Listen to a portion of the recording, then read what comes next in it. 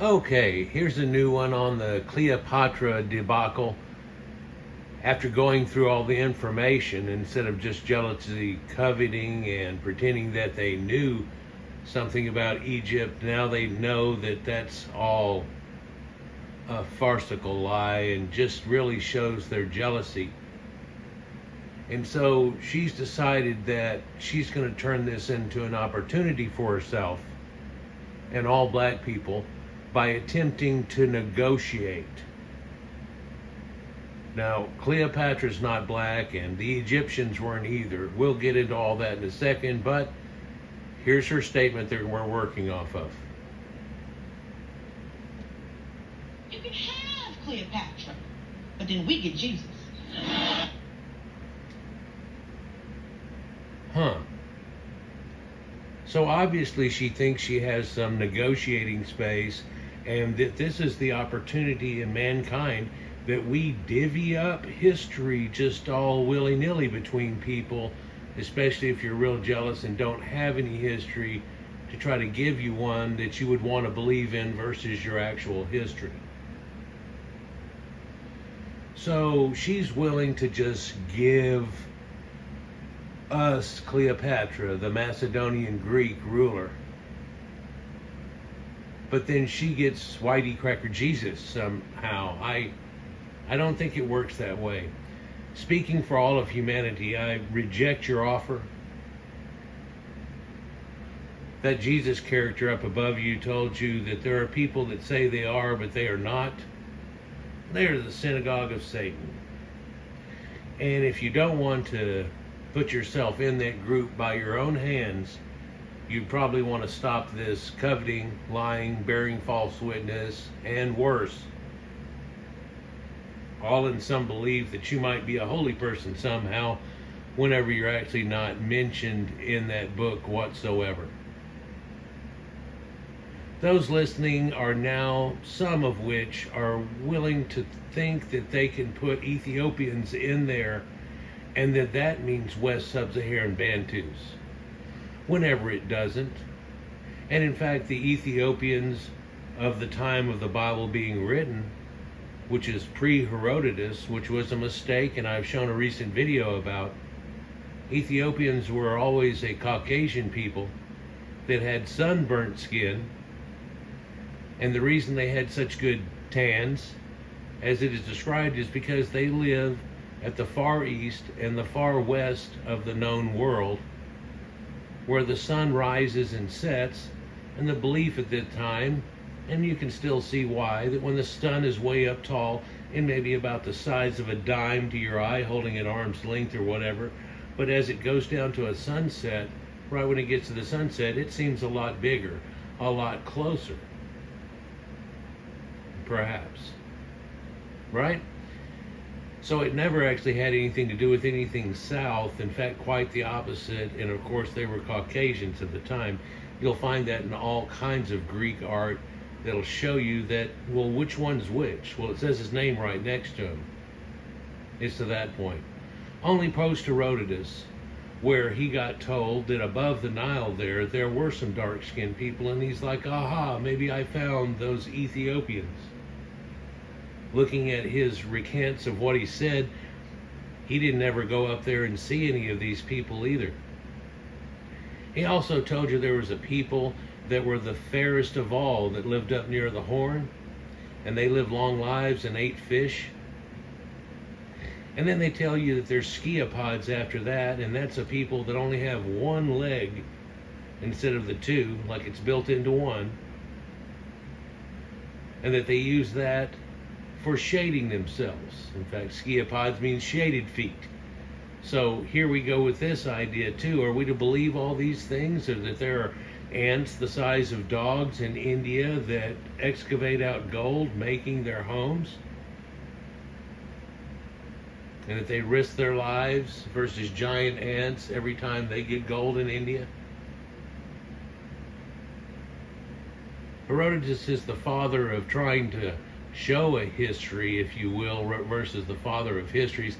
He's actually the father of hearsay, because other than a locality to the major component of where he's talking about, when you go to any fringes, He apparently is not even there and is listening to other people talk about hearsay and their mythologies. A lot of which, like the Ethiopians' comments and so on, he says, I don't agree with this. But this is what they say. So it's kind of hearsay. But they feel that they're giving us Cleopatra somehow. You can have this if we can have that.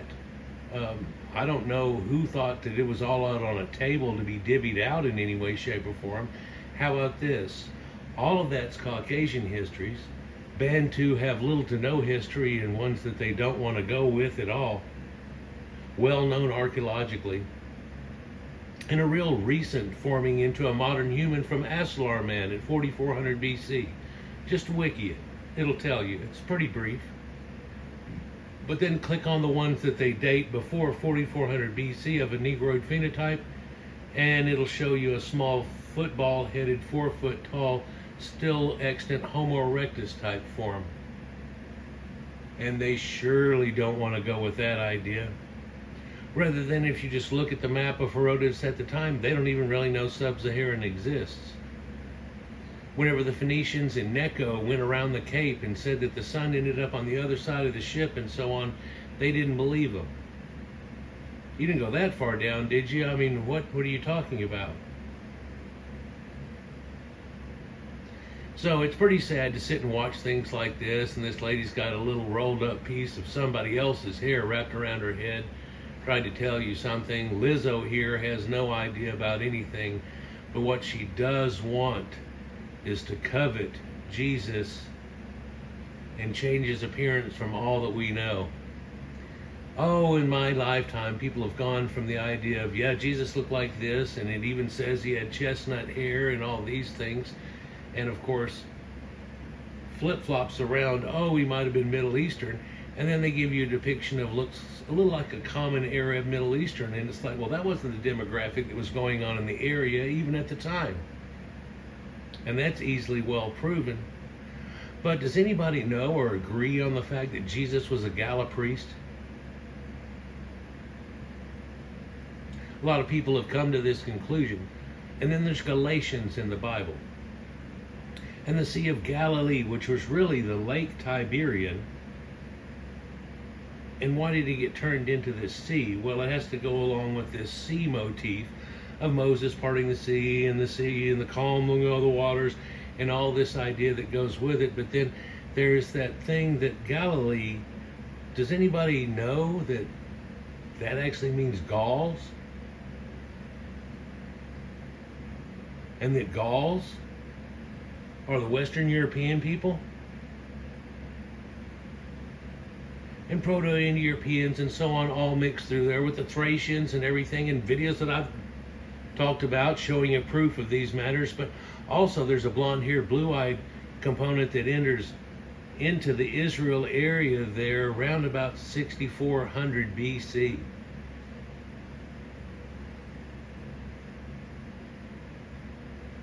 Bringing back cattle and all kinds of things. But then there's also a showing that the ancient Philistines that they're talking about are actually a European coastal type people of somebody very much like the Etruscans and so on, like the Minoans and things like this. So none of this is your history, and none of this, which has already happened, somehow up on a table for you to go, well, you pick one and then I pick one. No, it doesn't work that way.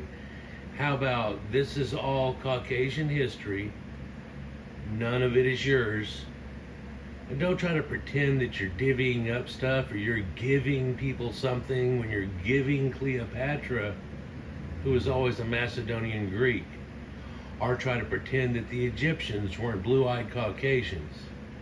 Shown a recent paper too that shows that the nobility there had a Nordic type going along with a Mediterranean Caucasian type. There are no Negroids whatsoever.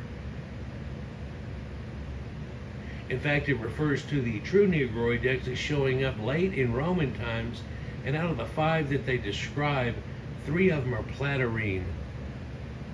You might want to look up that term. to see what these people were still seeing at this time. So we reject your offer. We counter offer with you stop lying and making yourself look like a clown on the world stage. It's past pathetic. And to pretend that you're not taught truth and reality, but then you want to come up with some dream and some bullshit. And you might even dream that, yeah, we're going to do this fake thing about Cleopatra and even show the Egyptians and Ptolemy was being a black person and all this stuff in there, which has come across as a joke with this Cleopatra, that now that that's over with, she feels like she'll give us that and you'll lie about Jesus himself.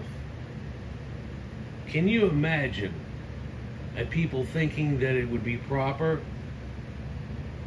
with the idea in that book about images and doing things like that, that they would like to try to pull off something like this and covet and lie and bear false witness?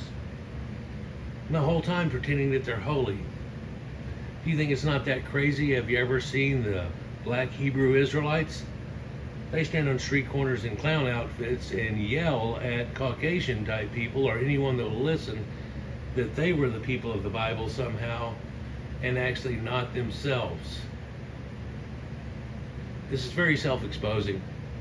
And if you'll look at my video on cargo cults, which I have a couple of here recently and one from back for a way, it'll show you where these people that are very primitive will find somebody that's,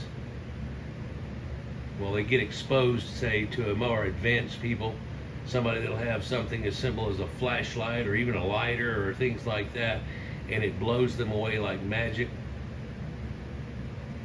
to the point they develop a cargo cult, and in their mentality they can't figure out that all of those people are a lot smarter, more advanced, and all this, that actually it must have come from our ancestors somehow. This is the ploy. And so it come from our ancestors, and then white people stole it from us, and then they owe us something here. And so we should divvy out all this history, which we surely were a part of, and our ancestors, which has been repeatedly proven that this is not the effect. And this is a sign of letting something go unchecked, like rampant envy and jealousy. And sitting here right in front of the spacemen, heralds of civilization, and them themselves, they feel like they're somehow comparing themselves to us, or because the name of the differences of humanity is called races, they think they're in a race, and they could sure win one now if we could just start this all over. Well, you'd still lose. So listen, life isn't about a 40-yard dash or 100. Or even a marathon, which of course we're talking about the Olympics, and there's another Caucasian thing. Irregardless, we reject your offer, and we counter with Asselar, man, and shut that fucking mouth. I doubt we'll get it though, because we seem to have an issue being able to even do that. Let me know what you think down below.